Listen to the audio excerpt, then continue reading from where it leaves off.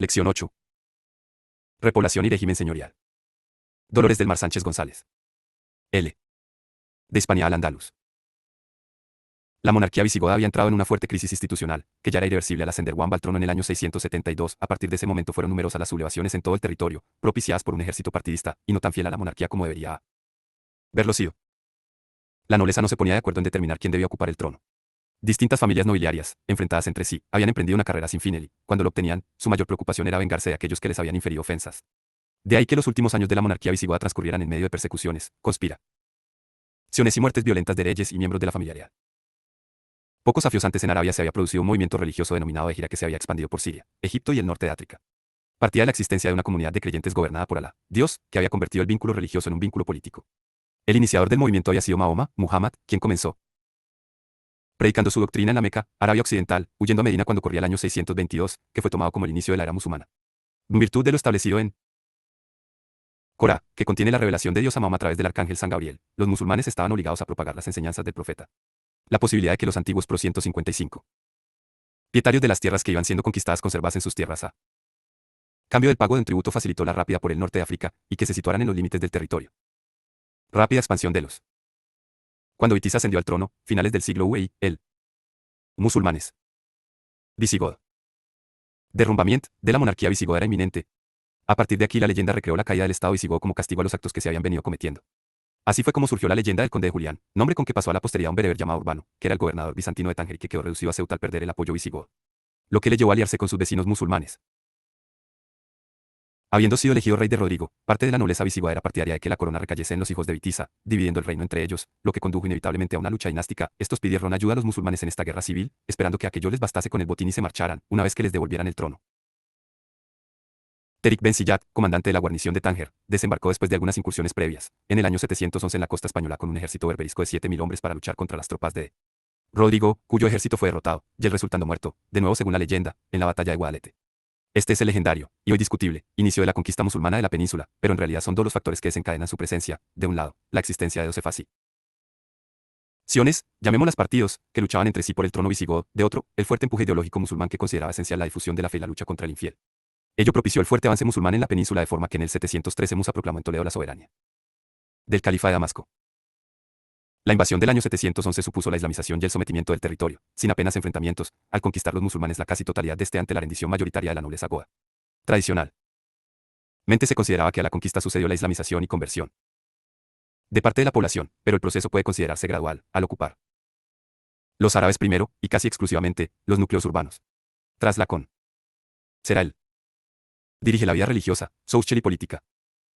Quista, la península se incorporó a la comunidad política musulmana, cuya vea precepto religioso de obediencia a la ley y al hombre justo, el man, que el asentamiento de los musulmanes en el territorio se produjo, pues, de dos formas. Mediante la ocupación militar, implica que el territorio es propio de la comunidad de creyentes a modo de botín de guerra, de ahí se reparta primero entre los guerreros combatientes, y que posteriormente, ante la presencia de más territorio, se haga un nuevo reparto de tierras en virtud del cual aunque las tierras eran teóricamente de la comunidad islámica, sus antiguos propietarios conservaban la posesión y disfrute. La legada a la península supuso que se dividiera en 4/5 lo conquistado entre la élite musulmana, quedando 1/5 como propiedad pública de la comunidad. No obstante, no se repartió toda la península sino las tierras que pertenecían al antiguo estado visigodo, permaneciendo el resto en poder de sus antiguos propietarios.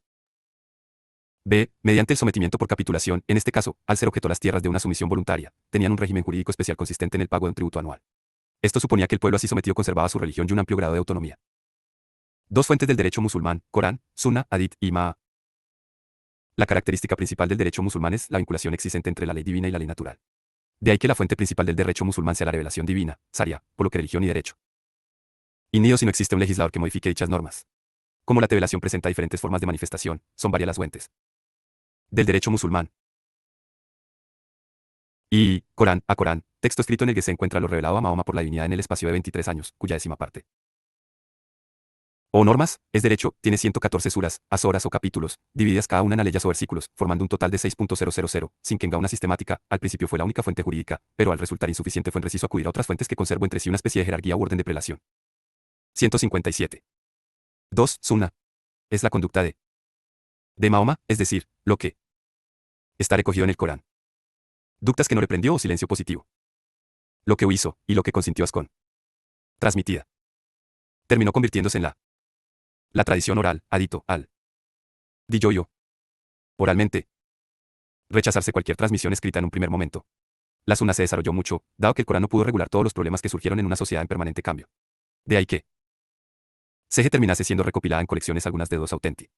Ciudad, por lo que lo terminaron admitiéndose 6 de ellas en el siglo 9, estas recopilaciones ya presentan un cierto carácter sistemático, y cuando aparecen contradicciones se da preferencia a la tradición posterior sobre la anterior y a la general sobre la particular.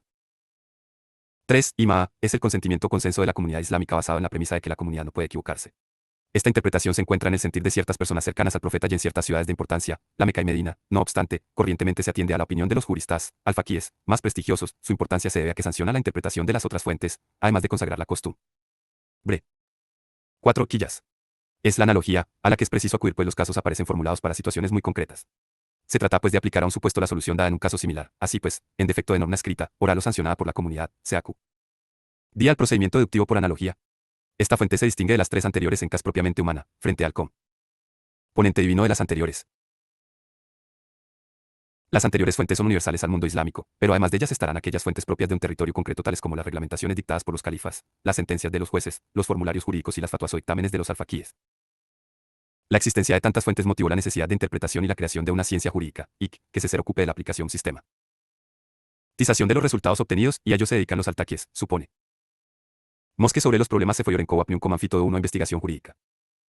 Junto a ello la práctica de los tribunales y las consultas del pueblo a los faquíes crearon una serie de dictámenes, fatwas, que ante su volumen fueron agrupados en colecciones. Se considera que las fatwas contribuyeron a vulgarizar el derecho musulmán y su valor sería similar al de los dictámenes de los juristas romanos. Por otro lado, la formalización de documentos por escrito generó la práctica de la utilización de formularios en los que también aparecen elementos doctrinales, por lo que estos auxiliares fueron indispensables para los notarios en la formalización de los documentos. 2. El Estado musulmán. El Estado tenía carácter autocrático, al encontrarse todos los asuntos bajo la responsabilidad del califa, o del emir, existiendo, no obstante, la facultad de delegar ese poder. La monarquía fue la forma de gobierno, aunque con peculiaridades según las diferentes etapas históricas reconocidas. La formación del Estado hispanoárabe presenta, siguiendo la estructura presentada por Glick, varios periodos. Iniciación, transición, consolidación y declive. Periodo de iniciación, 715 a 822, en el que empieza a organizarse el territorio hispano como provincia del califato Omeya con sede en Damasco, si bien sus dirigentes dependían directamente del gobernador de Ifriqiya, Túnez. En el año 750 fue derrocado el califa, y la familia Omeya se extinguió, excepto uno de sus miembros, Abd al-Rahman, que desembarcó en el año 755 en la península proclamándose emir de Al-Ándalus. Intentó estabilizar el régimen, dependiendo de Damasco solo en lo religioso, surgió así el emirato Omeya, en el que se sucederán varios príncipes. El calita, Jalita, es un monarca absoluto y a la vez jefe espiritual, reuniendo en su persona la cualidad de juez en el Tima, que regulaba los gastos y acuñaba instancia superior del ejército, a la vez que Onea teniendo como única una imitación la propia ley. Aunque los emurres ya eran soberanos absolutos, no contaron con la condición de máxima autoridad religiosa. De ahí que en un principio no existiera una corona, como institución. Periodo de transición, 822 a 852, correspondiente al reinado de Abd al-Rahman. Estuvo consolidado pero descontento, Conti. El que el emirato. N o a las revueltas sociales, configurándose al ándalo. Del independiente. Periodo de consolidación, 852. Como un centro epo. 852 a 1010, en el que se fue estableciendo el Califato Omeya en Córdoba por parte de Abd al-Rahman III, autoproclaman. 2. Califa y rompiendo definitivamente los lazos con Oriente. Se continuó el descontento popular afianzándose, poco a poco, la idea de crear pequeños estados independientes, no tanto para romper con Damasco, sino para hacer frente a la corrientecita que se había extendido por el norte de África y amenazaba con extenderse entre los bereberes descontentos de la península. Mediante la autoproclamación del califato se afirmaba la independencia de cualquier autoridad política superior, con lo que logró restablecer la unidad y obtener muchas victorias contra los cristianos cuyos reyes llegan a reconocer la soberanía del califa, pagando un tributo anual al mismo. El califa, a ostentación externa de su poder, acudiendo a una simbología idéntica a la existente en Damasco, se sentaba en un trono portando un cetro, un sello real y un báculo de bambú con un extremo curvado, también. Era un símbolo el turbante blanco con el que se realzaban, el blanco fue el color dinástico de los Omeya. Pero el verdadero símbolo de su poder era el sello real, Hatam, en el que se encontraba el emblema del monarca. El califato era hereditario y se tiene constancia de que en los siglos XYX, como prueba de obediencia, el nuevo califa recibía un juramento de fidelidad en la llamada ceremonia de reconocimiento, vaya, de la aristocracia en el momento en que era proclamado, enviándose al resto del territorio a un grupo de delegados del califa para que recibiesen ese juramento del pueblo mediante la expresión de una fórmula establecida. Este reconocimiento de los súbditos fundamentaba la legitimación del soberano, de ahí que la investidura recibía la denominación de el contra. Periodo de declive, 1010 a 1492. Tras la muerte de Al-Mansur, Mohamed Ainabi, Amir, Ajib Chambelán, secretario de Estado del califa Isam II, se colapsó el califato, desmembrándose en pocos años y apareciendo docenas de pequeños estados árabes y bereberes, que le dan el nombre De reinas de taifas por su parte, los reinos de taifas estaban basados preferentemente en aspectos militares y en un primer momento los distintos monarcas se denominaron barra diagonal Ayubo Chambela, en Cuso y Arrodes para mantener las formas, en menor medida tomaron el título de Eni, y ni escasamente el de sultán, siendo frecuentes las luchas internas, al nombre del Zoe. Rano seguía un sobrenombre honorífico, salvo en la taifa de Córdoba, que rigió por un consejo de personalidades, L. Las prerrogativas y signos de poder son los habituales, pero no todos los soberanos disfrutarán de todos los signos y muchos de ellos no se atrevieron a acuñar moneda. Sí fue sencilla ceremonia de reconocimiento como elemento legitimador, y respecto de la sucesión el soberano de taifa designaba sucesor por línea patrilineal. Hasta el 1031 aparentemente el territorio estaba bajo el poder del califa, luchando las distintas banderías por el califato. En esa fecha el gobierno central perdió el control, y las marcas se configuraron como unidades políticas. Las luchas entre reinos, y dentro de los propios reinos, fueron continuas, motivadas por el gobierno del territorio de la taifa, bandería, predominante sin tener en cuenta a las demás etnias. Ello facilitó el avance de la reconquista, acudiendo las taifas a alianzas con el exterior y solicitando la colaboración de los almorávides en el año 1090 tras la caída de Toledo, y pese a que la condición establecida para su ayuda fue la vuelta a África, ello fue imposible por la política de las taifas.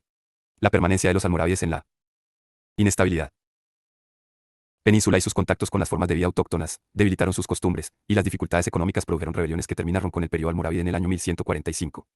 El soberano almorávide tenía un talante profundamente religioso, lo que los hizo ser sencillos y austeros, aunque pronto acudieron a símbolos externos de poder, fundamentalmente símbolos de dignidad como banderas y estandartes, aunque era la Niloy, sobre todo, la moneda los elementos más determinantes de su soberanía. Carecemos de datos sobre la autoridad real en esta EP0K, pero sabemos que la sucesión acabó convirtiéndose en hereditaria, siendo designado el sucesor por el monarca de entre los miembros de su familia, ante las frecuentes luchas por el acceso al trono existente. Tras un periodo de confusión denominado Segundas Taifas, que se extiende hasta el 1170 con la conquista de la península por los almohades, que convierten al Andalus en una provincia del Imperio Magrebí de Marruecos. Las taifas supusieron la creación de una sociedad de estados descentralizados, sin líneas de demarcación, que se atribuían los gobernantes. Los soberanos almohades adoptaron el título de imán pecable, y aunque fueron reacaos a la pompa pronto la adoptaron, se revistieron con ropas suntuosas y utilizaron tiendas muy engalanadas para alojarse, siendo su símbolo por SL. Sí, el anillo real y el color blanco. Tras la batalla de las Navas de Tolosa, 1212, se produjeron unas taifas, que ante el avance de la reconquista cristiana quedaron reducidas y políticamente al reino nazarí de Granada, reconquistado por los reyes católicos en 1492. Presenta una serie de peculiaridades dignas de ser tenidas en cuenta. El soberano nazarí, situado a terceras. Ritorial. La cabeza de la comunidad política, adoptó el título de emir de los musulmanes, pero no aceptó nunca la denominación de rey, siendo más conocido como sultán de Granada, denominación a la que solían seguir los sobrenombres honoríficos. Ahora el soberano se encuentra en una posición de inferioridad respecto de los reyes cristianos por cuanto están obligados a rendir vasallaje a quien se encuentre a la cabeza del reino de Castilla. El emir nazarí designaba a su sucesor, siguiéndose una línea patrilineal, pero el designado no tenía por qué ser el primogénito, aunque era lo más habitual. Existen muestras de ascenso al trono de forma violenta. Estos supuestos fueron ampliamente criticados. También manifestaban su poder a través de signos y ceremonias, como el turbante rojo de los soberanos nazaríes para distinguirlo del blanco mella. En una estancia especial del palacio se encontraba el trono y portaban un cetro, pero el emblema especial continuaba siendo el sello. Además, se rodeaban de todo un entorno palatino, un grupo de servidores en quienes a veces delegaba si lo estimaba conveniente. La corte nazarí estaba formada por consejeros, cadíes y altos funcionarios al servicio del sultán. Un consejo real, al-Maswara, del que desconocemos su composición, y un consejo de estado, Sura, que influía en sus decisiones, se encontraban permanentemente en su entorno. Los califas no se encontraron limitados en su actuación salvo por el peso de la opinión pública, siendo solo los juristas los que podían imponer cierto control al poder detentado por estos, si existieron supuestos de delegación de facultades, acudiendo algunos califas a esta práctica de atribuir parte del poder a un ministro de Estado, siendo el supuesto más conocido y extremo de delegación es el caso de Al-Mansur, ministro de Al-Hakami, pero no se delegaba nunca el nombre y el control del sello real. 4. El marco político de la reconquista, clase 5. De repoblación. La inyección musulmana supuso la creación de una serie de núcleos de resistencia cristianos en los montes cántabros y pirenaicos que actuaban con a las autoridades islámicas. Estos núcleos representan las dependencia. Unidades políticas que conformarán los reinos cristianos medievales de partir lenta mediante la reintegración del territorio y posterior repoblación. De ahí y desde el siglo VIII hasta fines del siglo XV se gestan los lama. Dos estados de la reconquista mediante la extensión de su territorio hacia el sur provocando la retirada de las élites musulmanas. Motivos y los avances de recuperación del territorio serán muy tardíos por distintos. En primer lugar, porque no hubo una idea de reconquista, ni una idea religiosa que determinase los episodios militares, ya que los mozárabes, denominación aplicada a la población cristiana que había permanecido en los territorios ocupados por los musulmanes, tenían su fe, sus costumbres, e incluso su derecho, salvaguardado por su propio estatuto jurídico que era respetado por aquellos, de ahí que las acciones de guerra sean meros ataques defensivos. La idea de cruzada contra el infiel, que surge en ambos lados de la frontera, se manifestará a partir del siglo X y por influencia europea ya ante las persecuciones de los mozárabes, imbuyéndolo todo en el ideal de restaurar la vida. Unidad gótica. Por tanto, en la Reconquista debe señalarse la existencia de dos fases diferenciadas coincidentes con las dos etapas históricas en que se suele dividir la Edad Media, que repercuten en la forma en la que se realizó la repoblación de los nuevos territorios recuperados, así como en la formación de la propiedad y su distribución en los diferentes territorios, en la determinación del estatuto social y jurídico de las personas que acudieron a repoblar, y en la estructura jurídica del derecho, tanto de forma legislativa como contractual, en estas zonas. 1. La Alta Edad Media, principios del siglo y la mediados del siglo XI. En esta etapa predomina territorialmente el Estado musulmán bajo la figura del califato, de forma que la España cristiana tiene como fronteras el Tajo y el oriente del Valle del Ebro. De un lado, don Pelayo, tras la victoria de Covadonga, sienta las bases para la configuración de un nuevo Estado cristiano tal y como se realiza bajo la Ura de Alfonso I, 739 a 751. No obstante, será Alfonso I quien con la creación del reino de Oviedo pretenda presentarlo como una continuación del Estado hispano-godo. El primer Estado hispano-cristiano es, pues, el reino Astur de Oviedo, cuyos príncipes adquirirán la denominación de Reyes de León cuando se traslade aquí su capital. Surge así el reino Astur-Leonés, conocido como Reino de León con el paso del tiempo. A su lado surge Castilla, que se separa del territorio leonés y si bien en momentos distintos están regidos por príncipes diferentes, en otros periodos se encuentra unido a León. Desde 1230 ambos territorios contarán con un solo monarca.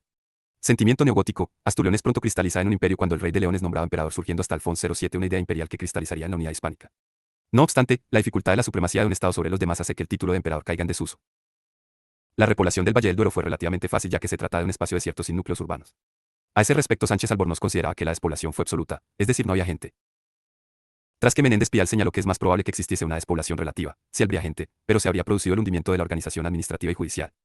El mayor problema fue repoblar Castilla y León, ya que existía poca gente cristiana allí viviendo, no existieron vendidos y era un escenario permanente de guerra. Por tanto, la solución tuvo necesariamente que partir de la lenta infiltración de gentes del norte y la atracción de otros colectivos, entre los que destacan los montañeses, Portugal y León, gallegos y astures que fueron reconducidos hacia los cántabros y vascones que fueron reconducidos hacia Castilla. Las emigraciones de mozárabes al abrigo de zonas seguras libres de guerra, de León así como del Valle del Ebro. Por otra parte, las comarcas pirenaicas de Navarra, Sobrarbe, Ribagorza y Pallars no habían sido objeto de dominación islámica. Junto a ello los francos conquistaron Barcelona, así como las comarcas pirenaicas y catalanas que caen bajo la influencia del Imperio Franco de Carlomagno, constituyendo la denominada Marca Hispánica. Desde fines del siglo I y principios del siglo I Pamplona se independiza del poder islámico, surgiendo el reino de Pamplona, origen del posterior reino de Navarra. Ya a principios del siglo I habitantes de la comarca de Jaca constituyen un condado erigido el reino en 1035, es el reino de Aragón, muy vinculado al de Navarra. A fines del siglo I el condado de Barcelona se independiza del imperio carolingio y aglutina en la figura de un principado el resto de los condados catalanes de la Marca Hispánica que le siguen. En 1137 queda bajo potestad de los condes de Barcelona, si bien los condes de Barcelona, los derechero español, formarán de Aragón y más tarde de Valencia y de Mallorca cuando se incorporen un conglomerado político denominado Corona de Aragón. Reinos de Aragón, Valencia y Mallorca y el Principado de Cataluña. La repoblación se realiza atrayendo a gente del Pirineo hacia Aragón y Cataluña, con las emigraciones de mozárabes, mediante la atracción de extranjeros, fundamentalmente francos, hacia las zonas de Aragón, Navarra y La Rioja. Ello es de vital importancia en la vía jurídica de estos territorios, ya que determina el desplazamiento del derecho de cada pueblo a los nuevos territorios y la creación de nuevas formas de vida. La necesidad de atraer a nuevos pobladores mediante ventajas jurídicas como el conceder la libertad a los que se encuentran bajo servidumbre o dependencia personal, así como la exención de tributos, la concesión de más libertades políticas y la amnistía de delitos, franquicias, suponían un derecho de frontera más libre y privilegiado que el resto del territorio mediante la otorgación de cartas de población y franquicias y posteriormente fueros municipales. Con el paso del tiempo estas concesiones benefician también a las zonas de retaguardiado, que se procede a conceder análogos privilegios o franquicias ante el riesgo de migración a las zonas privilegiadas. La repoblación de esta etapa reviste una de las siguientes clases. 1. Repoblación oficial. Es la organizada por los reyes o sus oficiales que ocupan el territorio, reconstruyen los edificios y distribuyen a los individuos en el territorio. Este tipo de repoblación tuvo escaso alcance. 2. Repoblación privada. Es la que tuvo mayor alcance. Hay que distinguir entre dos modalidades. A, una semioficial o señorial, en la que la iniciativa de la repoblación del territorio parte de nobles, obispos o abades en territorios adjudicados por los monarcas, tal y como se produjo en León y en parte de Cataluña. De una propiamente privada, en la que iniciativa parte del particular, que de forma anárquica se instala en el territorio mediante la práctica de ocupaciones o presura, aunque exista una autorización previa muy genérica, normalmente son objeto de confirmación posterior, tal y como se produjo en Castilla. 165. 3. Repoblación concel. Se trata de una modalidad singular realizada por los propios consejos o municipalidades que acuden a la repoblación de las aldeas o poblados rurales de su propio alfoz, Mino municipal, fue típica de los grandes municipios fronterizos de los sistemas ibérico y central, Soria, Segovia y Ávila, por ejemplo. En definitiva, se trata de la consolidación política de los dominios cristianos frente a la presión musulmana. En la repoblación oficial y señorial, la propiedad de la tierra queda en manos del monarca o de los nobles y élites religiosas, de forma que la gente se convierte en cultivadores de tierra ajena. Se trata de grandes latifundios que tienen como consecuencia la difusión de un régimen señorial fortalecido en el den económico, social y jurídico, derivado de la existencia de un conjunto de relaciones de dependencia personal o territorial, que terminan consolidando un régimen de privilegio e inmunidad incluso frente a las pretensiones soberanas de unificación fiscal, militar y jurisdiccional. En la repoblación privada, la tierra queda en manos de los propios cultivadores, que son sus ocupantes, garantizando un régimen de pequeña propiedad, mientras que en la repoblación concejil existe una propiedad comunal o semicolectiva en beneficio de los grupos vecinales o la baja nobleza. 2. La Baja Edad Media, mediados del siglo X y al siglo XV, coincidiendo con la descomposición del califato y la crisis de los reinos de taifas, aumenta el predominio territorial y el empuje de los reinos cristianos con grandes avances sobre Levante y el sur peninsular de forma que tan solo queda un bastión musulmán en Granada, reino nazarí de Granda, en curso este es tributario de Castilla hasta su destrucción por los reyes católicos. A mediados del siglo X y nos encontramos ya con una serie de estados fortalecidos cuya unidad se manifiesta mediante la fórmula de los 5 reinos de España, fórmula usada por cronistas, notarios y poetas León, Castilla, Aragón, Navarra y Portugal. Estos estados se reparten la reconquista avanzando territorialmente hacia el sur si bien desde el siglo XV León y Castilla se unirán en un solo reino. Portugal se separará hasta que al final queden dos macro reinos, la corona de Castilla y la corona de Aragón, aunque con conciencia de pertenencia a la comunidad hispánica. La repoblación en la Baja Edad Media fue sensiblemente muy distinta a la existente en la etapa anterior. 166. No existen zonas desiertas sino valles fértiles y ricas zonas con importante de núcleos urbanos y permanencia de las ciudades tradicionales. Existencia. Bajo dominación musulmana. Generalmente estos territorios existentes pasa. Van a manos cristianas por capitulación, es decir, sin realizar destrucciones de cultivos y respetando a los moradores que continúan viviendo en sus casas, territorios. La repoblación es mucho más positiva por cuanto se trata de que conti en los cultivadores musulmanes en los camps 0 es que en las ciudades establezcan núcleos de población cristiana, que no fueron numerosos, confinando a los musulmanes a los arrabales.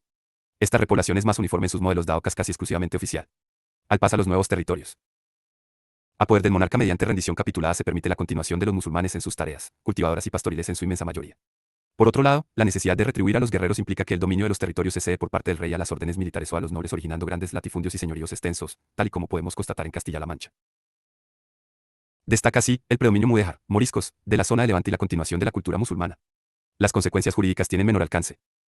El régimen señorial.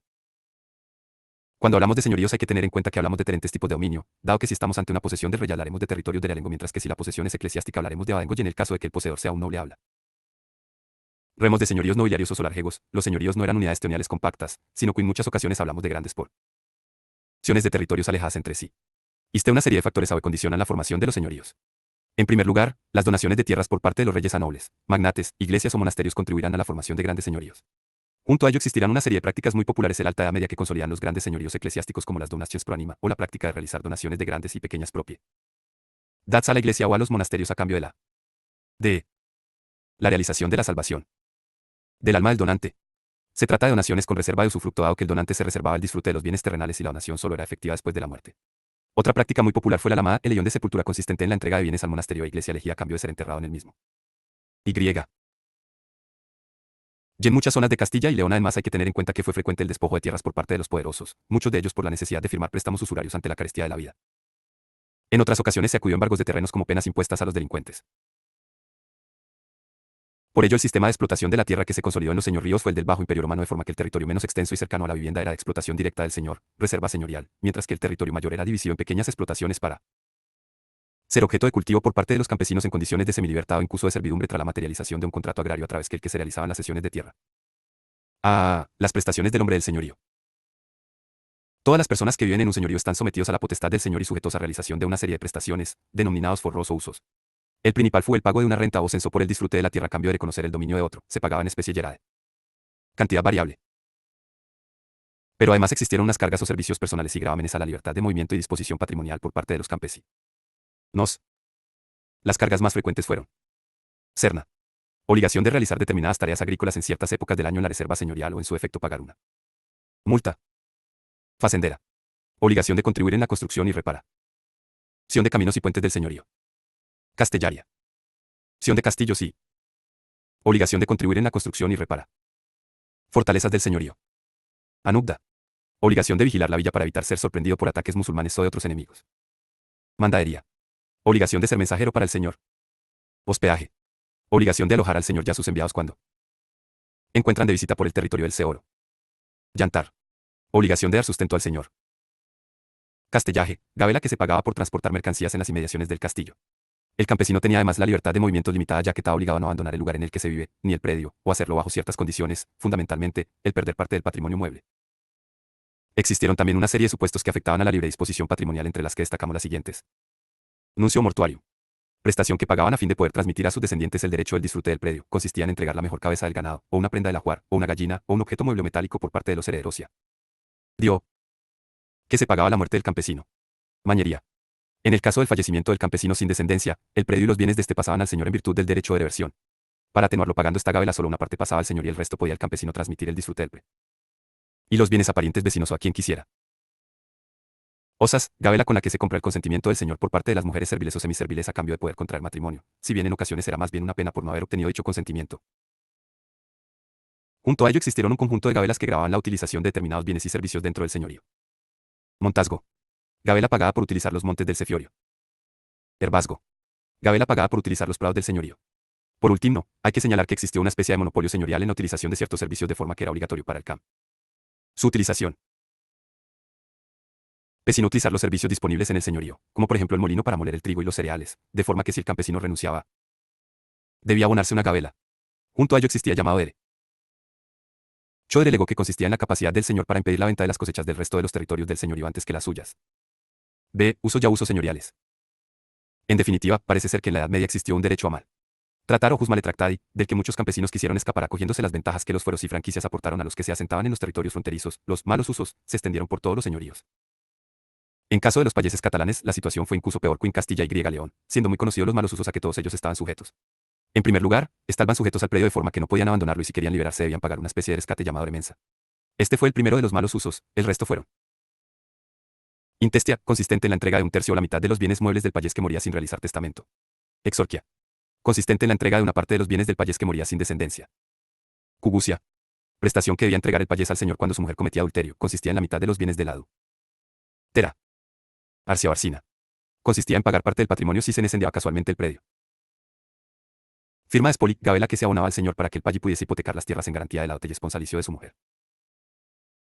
Us prima en noctis, consistía en la pretensión del señor de dormir con la mujer del payés en la noche de bodas. El agravio fue señalado por los payeses aunque los señores se defendieron argumentando que dicha práctica nunca se realizó, por lo que se duda sobre su posible existencia. Forma suavizada del anterior fue el derecho de pernada, que implicaba el derecho del señor a poner el pie en el tálamo nupcial o a pasar por él. Cima de los recién casados, previamente tendidos sobre el suelo, para mostrar que tanto ellos como su descendencia seguían vinculados al se. Orio. La situación llegó a tal extremo que a mediados del siglo XV se produjo la sublevación de los payeses de la Aremensa. Los malos usos señoriales fueron abolidos por una sentencia arbitral de Fernando el Católico de Guadalupe 1486.